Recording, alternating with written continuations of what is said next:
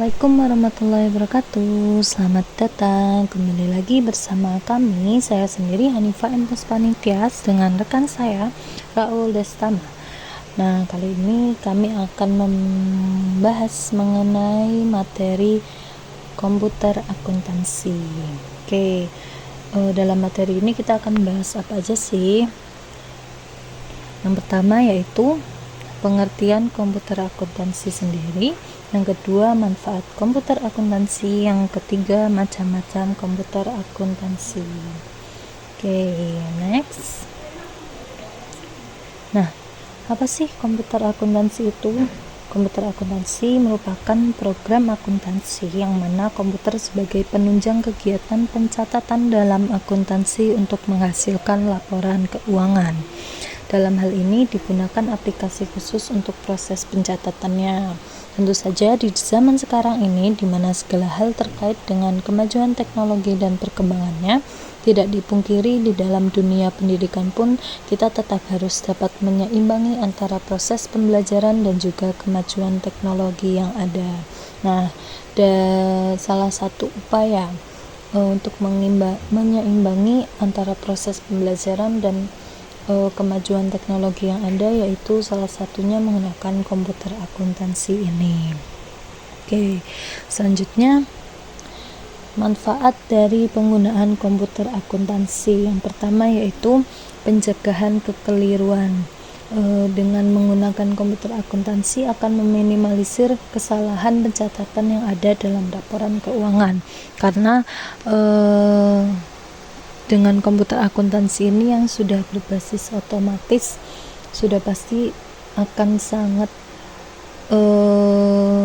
kecil kemungkinan untuk terjadi kesalahan. Yang kedua yaitu penyusunan laporan secara otomatis. Dibandingkan dengan kita menyusun laporan secara manual atau tulis tangan, dengan menggunakan komputer akuntansi sendiri, kita tidak akan perlu pusing-pusing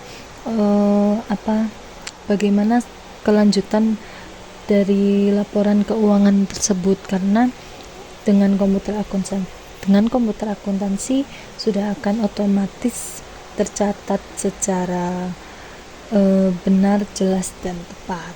Yang ketiga yaitu volume hasil. Nah, dengan menggunakan komputer akuntansi dan menggunakan sistem manual, volume hasil yang didapatkan pun akan berbeda. Apabila menggunakan komputer akuntansi, maka volume hasil yang didapatkan lebih banyak dan lebih besar, karena menggunakan komputer akuntansi akan mempercepat pekerjaan kita. Sedangkan apabila secara manual, mungkin yang kita akan proses laporan keuangan tersebut tidak bisa cepat karena secara manual dan tidak otomatis. Yang terakhir yaitu kecepatan. Sudah pasti apabila menggunakan komputer akuntansi, kecepatannya akan terjamin dan benar, karena balik lagi komputer akuntansi sudah disistem secara otomatis untuk pencatatan laporan keuangan. Selanjutnya yaitu macam-macam komputer akuntansi. Sebenarnya banyak sekali macam-macam komputer akuntansi, tapi dalam pembahasan kali ini kita akan menggunakan dua macam komputer akuntansi. Yang pertama yaitu MYOB, atau singkatan dari Mind Your Own Business, atau yang dapat diartikan sebagai mengelola transaksi keuangan kita sendiri. Yang kedua yaitu ada Zahir, yang merupakan software akuntansi yang digunakan untuk membuat laporan keuangan yang mempunyai fasilitas yang memadai dan mampu bersaing. Kita pembahasan pertama akan membahas mengenai MYOB terlebih dahulu. Next. Nah, MYOB sendiri memiliki banyak jenis, namun ada 3 jenis MYOB yang banyak beredar di Indonesia. Yang pertama yaitu MYOB Basic, yang merupakan varian MYOB yang paling sederhana dan paling murah. Penggunaannya tidak disarankan untuk perusahaan dengan transaksi yang rumit dan menginginkan laporan keuangan yang lengkap. Untuk MYOB yang jenis basic sendiri dapat digunakan untuk pembelajaran maupun untuk pengusaha-pengusaha kecil atau UMKM. Yang kedua yaitu Mayop Accounting. Mayop Accounting merupakan salah satu perbedaan yang mencolok antara jenis ini dan jenis basic adalah Mayop Accounting ini sudah dilengkapi fitur untuk melacak persediaan. Saat ini versi yang beredar di kalangan masyarakat adalah versi Mayop 18. Yang ketiga yaitu Mayop Premier. Mayop jenis ini merupakan Mayop dengan fitur terlengkap, di mana perbedaan yang sangat terlihat antara jenis ini dengan yang lain berada pada fasilitasnya, di mana pada jenis ini dilengkapi fasilitas untuk menangani transaksi multi-currency, fasilitas untuk melacak mutasi antar gudang, serta fasilitas untuk multi-users.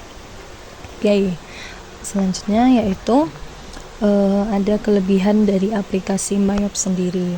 Yang pertama, mudah untuk digunakan. Mengapa dikatakan mudah? Karena Mayop sendiri memiliki ikon-ikon deskripsi yang mudah difahami dan jelas fungsi-fungsinya. Yang kedua yaitu perhitungan yang akurat dan tepat. Penggunaan segala software akuntansi akan membantu dalam hal efisiensi waktu dan juga kecepatan perhitungan akuntansi. Yang ketiga, tidak memerlukan maintenance. Mayop sendiri apabila sudah diinstal maka dapat digunakan secara terus-menerus hingga tidak diperlukan maintenance yang dapat mengeluarkan biaya per bulannya. Yang keempat, software yang cukup murah. Harga yang diberikan Mayop sendiri masih termasuk dalam kategori terjangkau bahkan untuk ukuran perusahaan kecil atau UMKM.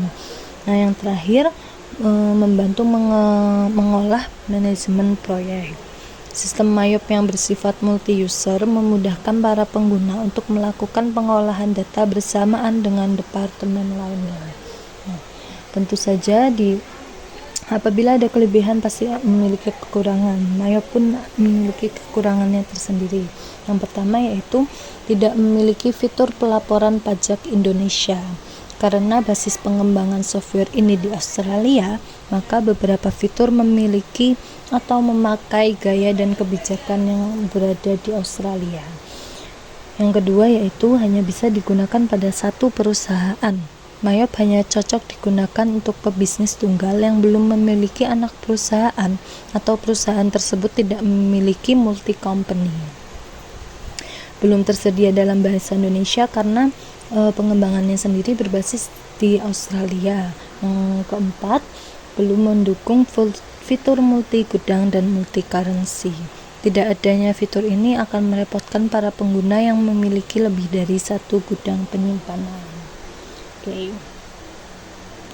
Yang selanjutnya yaitu Zahir dengan tampilan seperti ini.